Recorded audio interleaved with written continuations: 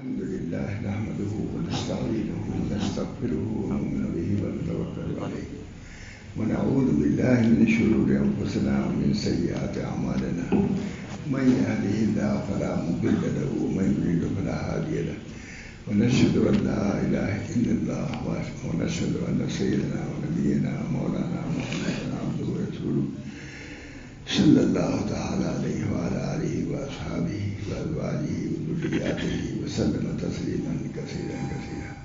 أما بعد أعوذ بالله من الشيطان الرجيم. بسم الله الرحمن الرحيم. قال النبي صلى الله عليه وسلم الدين والنصيحة أو كما قال عليه الصلاة والسلام.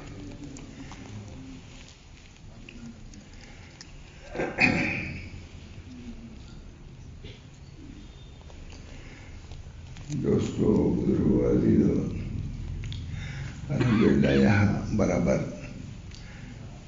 وعظ و نصیحت کا سلسلہ جاری ہے، برابر ہوتا رہتا ہے. کبھی یہ بھی ہو جاتا ہے اچھا ہے اور اس سے راضی ہے.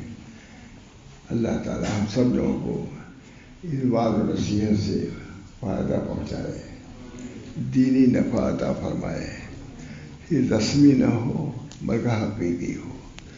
اس لیے میں زیادہ بول نہیں سکتا، صرف ایک حدیث میں نے پڑھی. بات ہے اے معلوم بطاعت اللہ، کسی بزرگ کا پورا اے معلوم بطاعت اللہ واتقوا معاصی اللہ ومروا اولادکم بامتثال الاوامر واجتناب النواہی ذلک وقاۃ لہم ولکم من النار.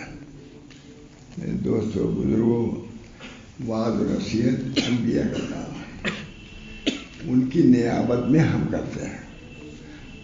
اصل کام وعظ کا نبی اکرم صلی اللہ علیہ وسلم اور صحابہ کا، ہم اسی کی اتباع میں، اس کی نقل میں اس کو جاری رکھنا چاہتے ہیں. اللہ تعالی ہم سب لوگوں کو وعظ کی حقیقت کو بھی سمجھنے کی توفیق عطا فرمائے.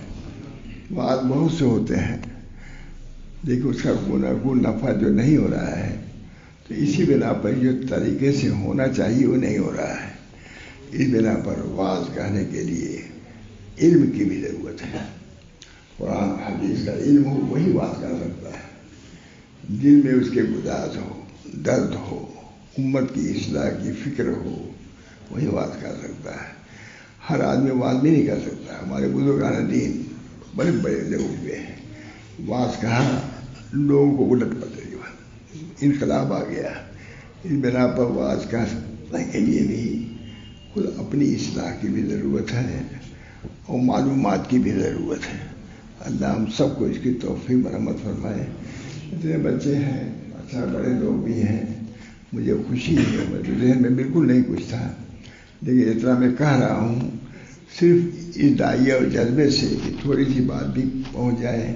اور جو بیان ہوا ہے اس کی نفی نہیں، پوری سنا بھی نہیں میں نے، یہ بہت اچھا ہی بیان ہوا ہے، اس کی نفی نہیں ہے. لیکن اب چونکہ ہم لوگ ہیں یہاں، اس بنا پر چاہتے ہیں کہ ایک اصول سے، قاعدے سے ہو. وعظ و بیان بھی ایک قاعدے سے، اصول سے، اعتدال کے ساتھ ہو. اللہ تعالی ہم سب لوگوں کو وعظ کہنے کا بھی ڈھنگ دے دیں. حضرت مولانا شاہ رسول اللہ صلی اللہ علیہ وسلم بہت عمدہ وعظ کہتے تھے، لیکن وعظ کا بالکل سلسلہ جاری نہیں فرمایا تھا. مجلس ہوتی تھی، کوئی کہتا تھا مجلس وادی تو ہے، مستقل مجلس کا کبھی ناکہ نہیں کرتے تھے. مجلس یہ داعیہ جذبہ پیدا ہو کہ ہم کو اپنی اصلاح کرنی ہے، تو بعد میں جائے گا تو اصلاح ہوگی، یہ نہیں کہ نہیں ہوگی. اس بنا پر مختصراً میں یہ عرض کر رہا ہوں کہ الحمدللہ یہ سلسلہ اتنے لوگ ہیں خوشی، لیکن مجھ کو ذرا بھی علم نہیں تھا.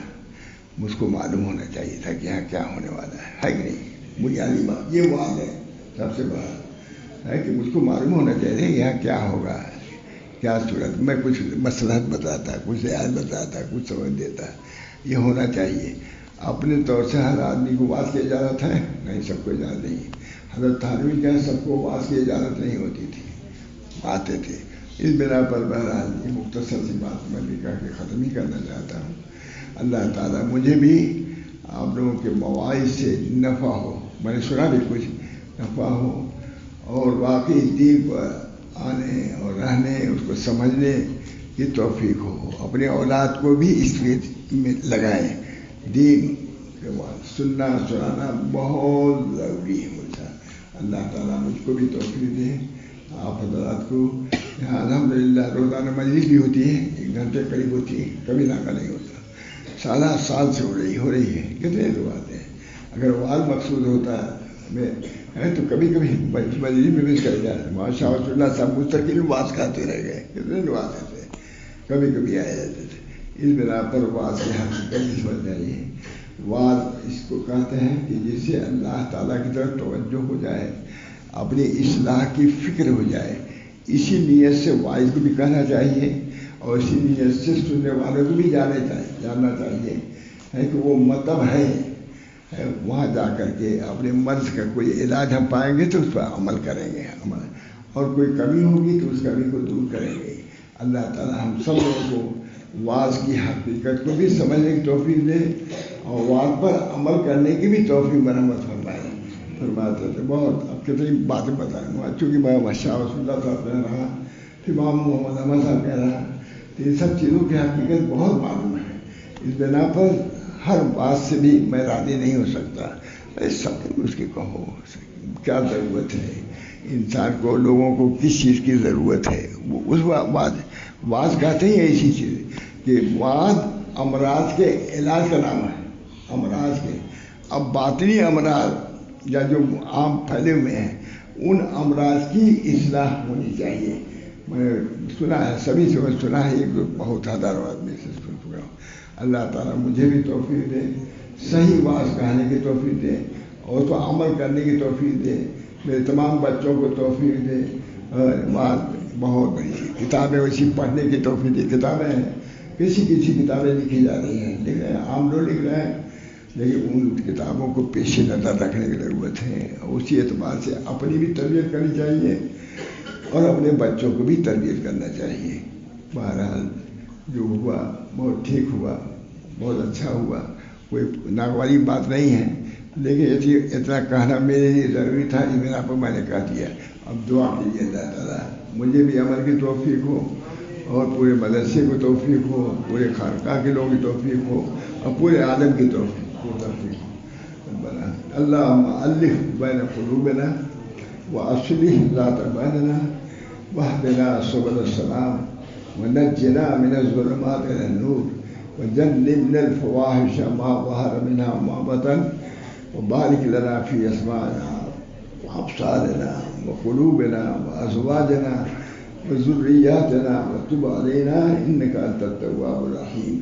اللہ تعالیٰ ان بات کے مجلس کو کارآمد بنا دے, مؤثر بنا دے کہ جو حضرات آئیں وہ اثر لے کے جائیں, اپنے اندر تبدیلی پیدا کرنے کا ذوق و شوق لے کر کے جائیں. ایسا وعظ ہے, ایسی مجلس ہے. اللہ مجھے بھی توفیق دے, میرے اہل عیال کو بھی, میرے مدرسے کو, خانقاہ کو, سب کو اس کی ضرورت ہے. اللہ تعالیٰ ہم سب کو توفیق دے. وآخر دعوانا ان الحمدللہ رب العالمین.